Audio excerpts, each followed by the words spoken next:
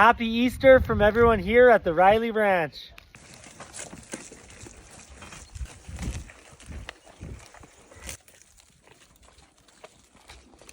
Happy Easter, Timon.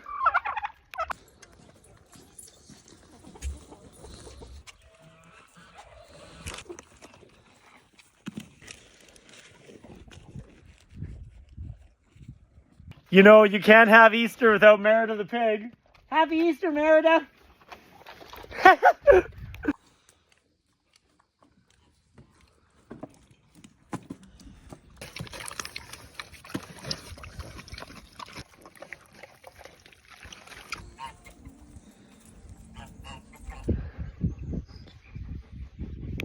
We're celebrating Zane's first Easter here at the Rylee Ranch. Happy Easter, Zane.